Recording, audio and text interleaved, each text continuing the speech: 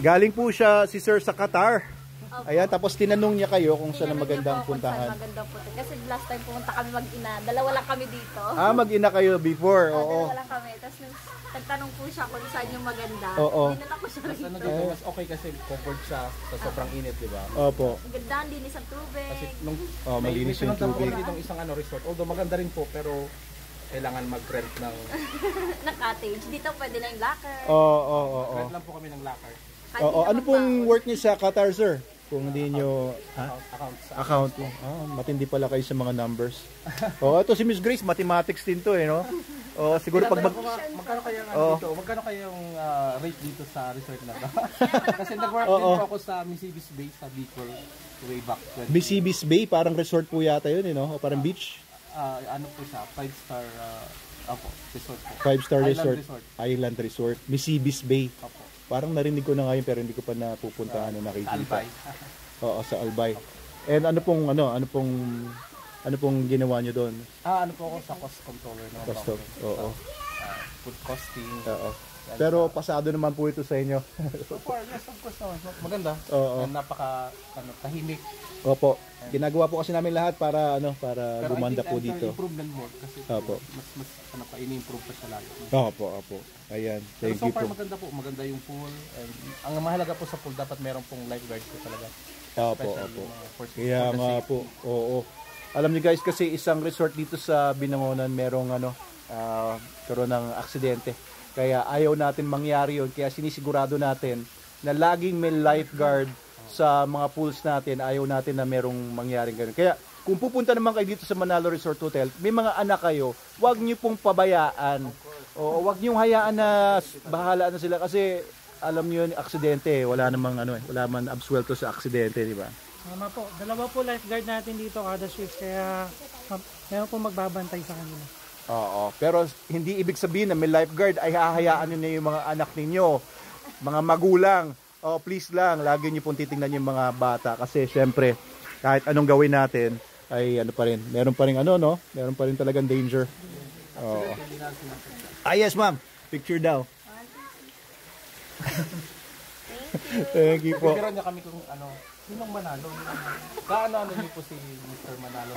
Akala niyo po yung sa iglesia. Sabi ko yung lahat po ng mga Manalo sa buong Pilipinas, sa buong mundo ay magkakamag-anak yan. Isang pamilya kami nung World War I, parang ganyan, 16 na magkakapatid, isang tatay, isang nanay, tapos nagkalat-kalat kami. Mabilis kami magkalat ng lahi. Mabilis talaga. Sa akin nga 3 na yung anak ko. Mahina pa yun. Magpapalahi na din. Opo. Alright, so ongoing ang meeting namin dito tungkol sa graduation blowout. Okay, mamaya sa susunod na vlog ay explain ko sa inyo yung kabuuan ng graduation blowout. Gusto natin maging special day para sa mga graduates, yung blowout nyo dito sa Manalo Resort Hotel. Starting po yan bukas, pwede nyo nang mag-away. Sabihin ko mamaya lahat yan, mga detalye guys. Abangan nyo yung next vlog. Puntahan natin yung view deck natin doon sa taas. Yun. This way. Viewing deck. Ayan. Hello vlog daw. Ayan. Viewing deck. May mga signages na dito. Ayan. So last time sa isang vlog ko pinakita ko na may nahulog dito isang fire tree. Ayan. Pinutol-putol na nila para merong daanan na yung mga tao dito. Ayan na siya. Ayan. Putol-putol na siya. Pero hopefully yung trunk niya buhay pa. Ayan dami nating firewood ngayon. Or gagawin ba yan mga furniture? Ba magandang gawin dito. Pero ayan mukhang buhay pa yung mismong trunk kasi ayan nakatayo pa yung mga dahon And dito may wire papanik doon. Siguro may ginagawa sila doon na electrical works or hot works. Nagwe-welding ba? Kasilipin ko tong ayan So I think yung trunk meron pa siyang natirang mga ilang ugat. Ayun, Sir Angel. Ikaw pala yan. Kumusta? Saan galing? We are now opening our viewing deck here in Manalo Resort. Saan galing ngayon? Sa mga barangay? Signage. Ayan, maglalagay tayo ng mga signage para hindi na maligaw yung mga taong pumapanik dito. By the way daw, kung hindi naman daw mabuhay yon, which I think mabuhay naman yung puno na yan, ay meron namang mga bagong usbong fire tree. At ayun oh, mukhang meron na silang mga ginagawa doon para sa enjoyment ninyo. Pagpunta nyo dito, naku, matutuwa kayo lalo pagpanik nyo dito sa viewing deck. Oh, ganda oh. Ayun mga fire tree sa likod oh. Namumulaklak na. Ayan, simula pa lang yan guys. Oh, napakaganda talaga ng mga fire tree. Oh, ang ganda, ganda tignan.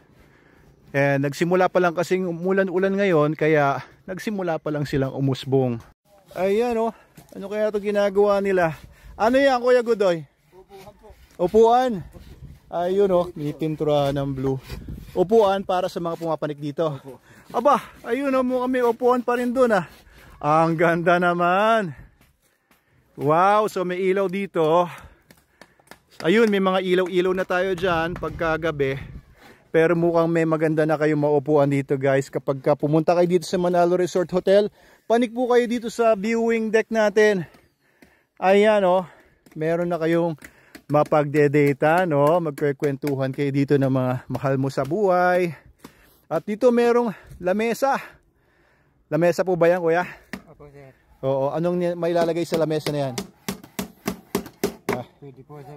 Beer. Alfonso, beer, kape, babae. Wag babae, no? Masama yun. Oo, wag ganon.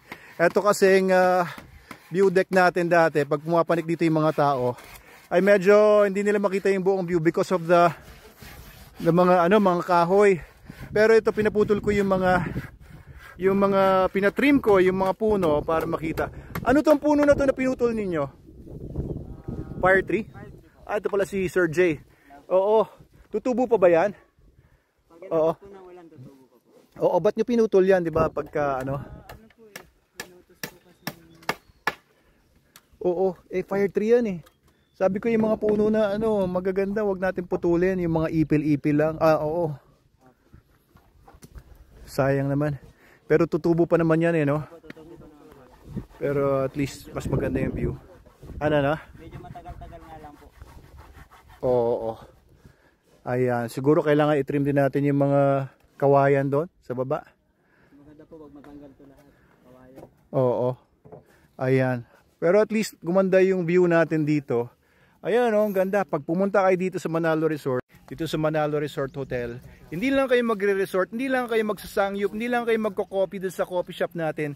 Magbo-viewing pa kayo dito sa view deck natin. Sigurado matutuwa po kayo. Ayun oh.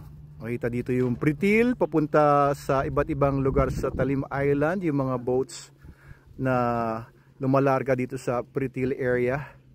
Ayan, makikita nyo yung ilang mga kabahayan dito. Makikita nyo dito ang Metro Manila. Ay, pagkagabi, kay ganda niyan. Lalo na pagka natanggal nga yung mga kawayan na ito. Ang ganda ng view, lalo na ang magaganda ng mga bulaklak ng mga fire tree natin dito. So guys, ayan, something to look forward to this weekend starting tomorrow. Eto, overtime na nila. Ayan pala si Kuya Bobby. Ayan, mag-overtime sila para matapos itong mga upuan natin dito. And marami tayong magagawa dito sa Manalo Resort Hotel. Pwede kayong umorder ng mga kape-kape, pagkain doon sa baba. And bring it here, picnic kayo dito. Naku, ang saya nito. At ang maganda dito, hindi na summer ngayon, hindi na sobrang init. Ayan, medyo makulimlim na. Swabing-swabe pagka nandito kayo. Oh, ang ganda talaga ng mga puno natin dito. Pulang-pula. Nangina yung kung saan naputol nilang punong kahoy na fire tree. Pero I think, no, okay lang naman yon kasi may katabi pa siyang isang puno dito. I think itong puno na to hindi rin siya makausbong dahil magkakatabi sila masyado. Ano, Sir Jay? Magkatabi rin masyado yung dalawang puno na yon, kaya okay na rin na naputol siya para umusbong naman itong isa. Meron na po tayong kapalit dito isa. Ah, meron na rin sa baba mga kapalit. Ayan. O, sinong nagbibir dito habang nagtatrabaho? Ayan, San Miguel.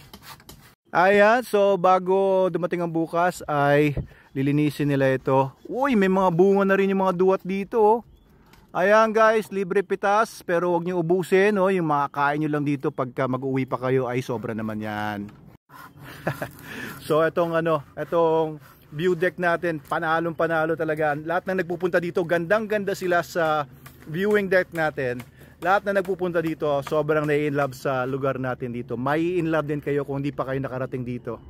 And ayun no,